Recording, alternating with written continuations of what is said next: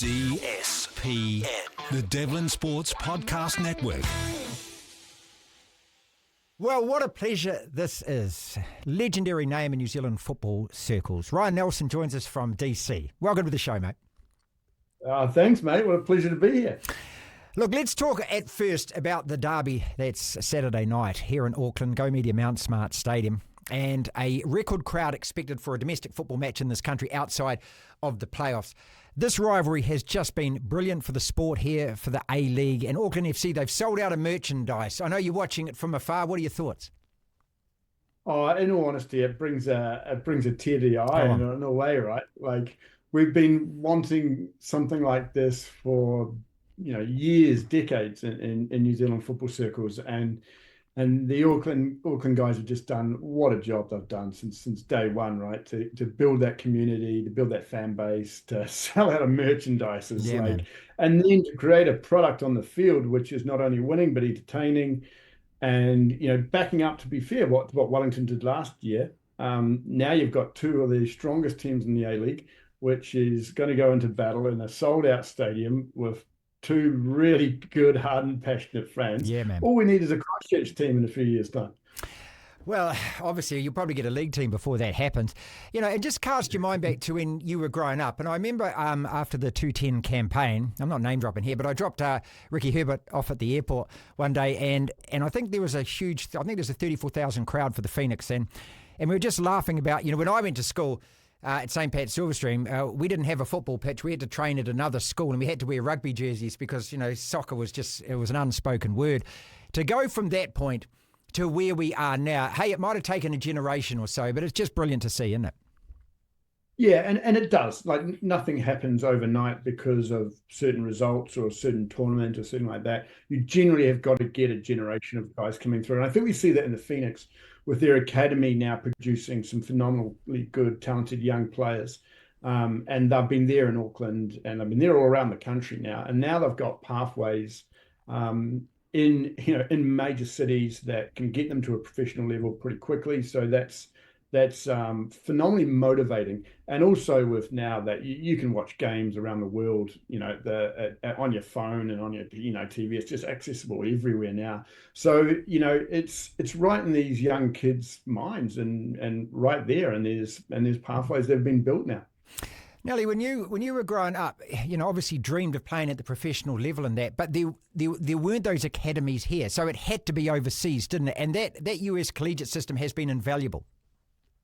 It still is. It still is a very valuable. Look, you can talk to all the pro teams over here in the MLS, and they will argue now that some of the college players that they draft are getting more minutes as an MLS player than some of the ones that are coming through the academy. So it is still a very, very valuable tool to use, and it should be for young New Zealand players as well. And I'll also throw in, I said just the Oceania Coaches Convention, I say, look at Australia football. Why has that declined from all the Premier League level players that they had in my generation to now when there's not very many? And a lot of you could argue that they're coming up through the A-League academies, but and are getting good salaries, but they're not pushing themselves earlier to go further and at a higher level, and they can kind of get comfortable. So there is that kind of yin to the yang, if you know what I mean. You've got to be very careful with that. As long as Auckland and Wellington do a job of individual development players, kind of programs for these young kids that say, okay, when it's time to go, they go. And you keep developing them and keep them pushing them to the highest level. Look, I want to talk about the Premier League, Chris Wood, and obviously, you've been captaining Blackburn, all of that kind of thing. But just on the MLS there, I mean, we've been watching from here. The Messi mania has just been amazing, even though the side got knocked out early in the playoffs and things. But just on the standard of that league, also the kind of coverage that it gets, the kind of interest that it has in America at the moment, given the fact that the World Cup is only a couple of years away from there. Yeah, I mean, he's a once-in-a-lifetime player that's come to a league and has just performed amazingly. He's created an audience, an interest that was kind of bubbling, but everybody, it tipped people over the kind of edge then to go and subscribe and go watch, and it's been incredible. And he is, like, I just watched him 2 weeks ago against Peru and Argentina, and I just hope he never retires. I hope they wore him out Yeah, in a man. wheelchair, literally. Like he's just, it's genius. It's just watching something that, you can't train, you can't, if there is a God, he's produced a football player, and it was just so awesome.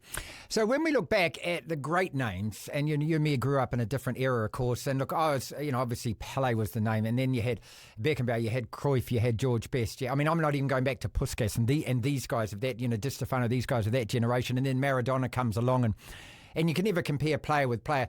But there's something about that guy, isn't it? I mean, when he gets the ball at his feet, I kind of liken it to when Jonah used to get the ball. You can't help but jump. You're out of your chair, aren't you? Yeah, no, exactly. You kind of just move closer to the game or the TV when he gets it. It's so interesting in his vision. What I just love is, like, whenever he gets the ball, he's 2, 3, 4 steps ahead of pretty much everywhere else. And so his passing and his vision and his way of passing and everything, there's a method to everything he does. And because he's already painted the picture in his head, it's already been done like 2 or 3 steps before he's even got the ball. And that's such I just love that. And I love the defending, because then you've got to actually anticipate that he's going to do something that you might not know that's going to happen, kind of thing. So all the defenders have got to be just on their toes, and it just creates an electricity that it just doesn't come around very often. How do you defend that guy then? Do you stick to him like glue? Would you go like a Nobby Styles? Would you just go man to man? Because if you zone and he moves out of your zone, and all hell can break loose. I mean, so just looking at it, how would you coach to actually defend against him? Yeah, well, if you look at the Argentinian team that he's on, well, I mean, if you look at the Barcelona team, he's had the ability to be able to, cheat's not the word, but to be able to put himself in positions where when there's a turnover, he's very, very dangerous spots. Mm-hmm. So you have to, even when you've got the ball, is probably the time he's most dangerous, because he will just put himself in a spot where he knows that when it turns over and he can get the ball. And everybody on the Argentinian team, everybody on the Barcelona team, every team he's been on knows Miami. Just give him the ball as soon as you get it, and things happen, and then just run and make sacrifice runs that even if you think he'll never get the ball, it will end up there. And you're taking a player out anyway, so yeah. Yeah, exactly. But look, some of the smartest defenders in the world and smartest coaches in the world, have tried to figure this out, and they can't. Like it's. He is genius. He's a prince for music. He's just a Mozart kind of thing. It's just, you can't explain the stuff. It's just amazing. 2026, so Canada, Mexico, and the United States. Look, taking nothing away from the qualifying process, it is what it is. Personally, for what it's worth, mate, I'm not in favour of a 48-team World Cup. In 1981-82, when we qualified, there were 24. I kind of feel like FIFA are giving away those places. But as far as we're concerned, our guys, our association, what the hell, let's just grasp it with both hands. Do you have that same attitude as well? No, absolutely. Like, if that's the access that FIFA have provided to Oceania, then take it. I'm a wee bit different. I do a bit of work for FIFA, so I understand what they're saying. Like, when it is a 24 or 32 man, team squad, it puts 120, 130 teams out of qualification, and so it makes then the generations of young players go, I'll never play for a World Cup if I'm in majority of Asian teams, majority in African teams, and European teams, because there's only 12 or 13 that actually made it, right? So a hell of a lot of them miss out. Totally. And Haaland might never have played a World Cup. It was 24 or 32. Well, George Best never did. Crazy as that is. Ryan Giggs. Yeah, right. Yeah.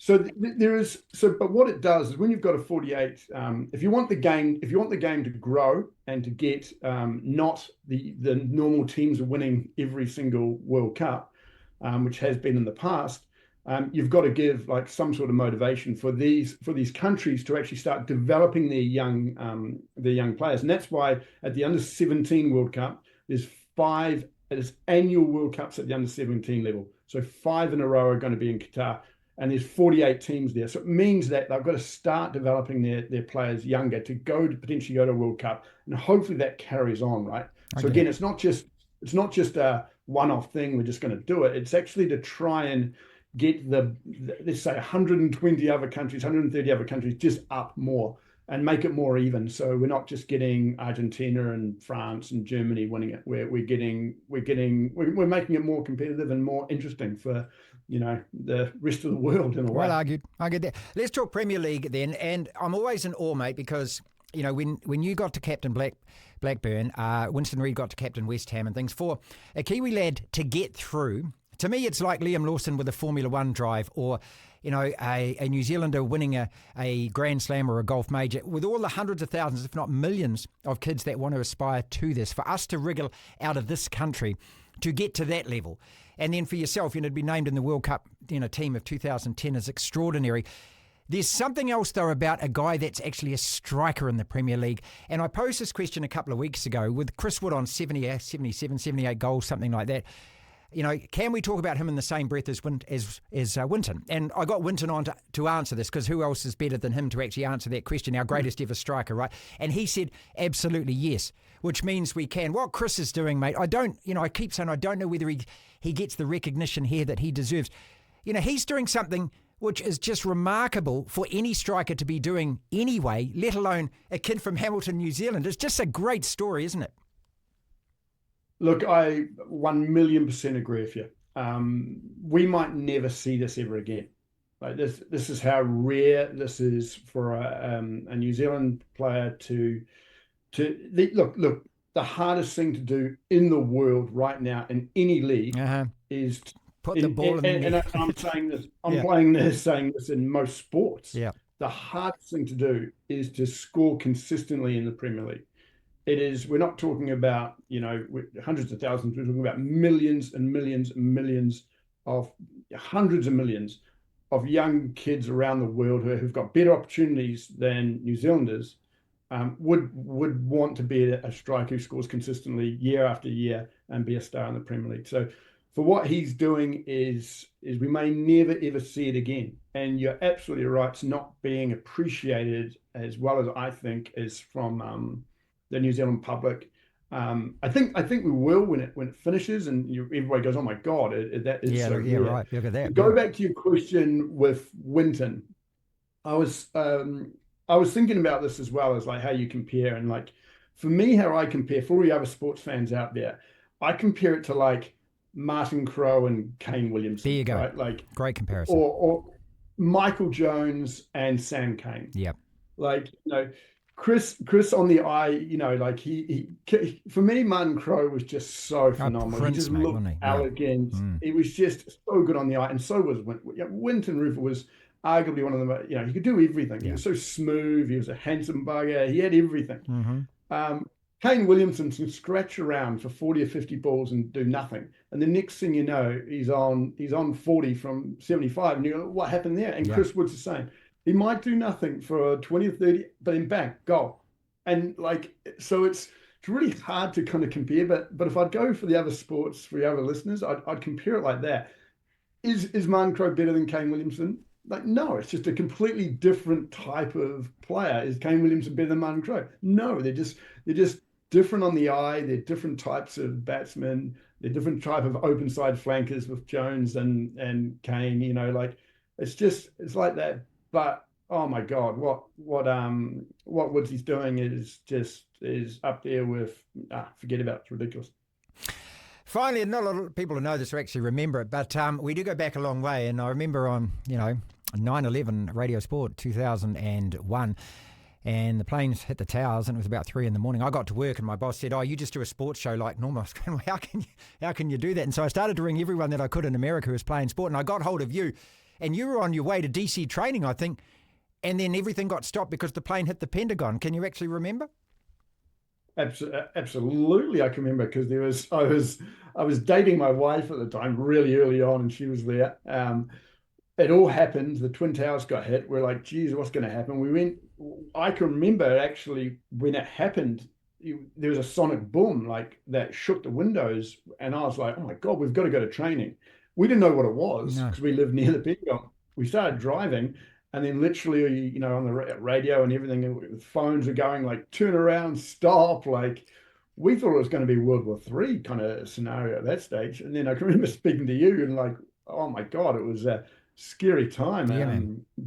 Yeah, I don't know how I end up in some of these situations there, but yeah, it was so many things happened on that day that will always be memorable, especially that conversation with you. Well, look, I thank you so much and appreciate you so much for giving us so much time. Just quickly, what are you doing in DC right now?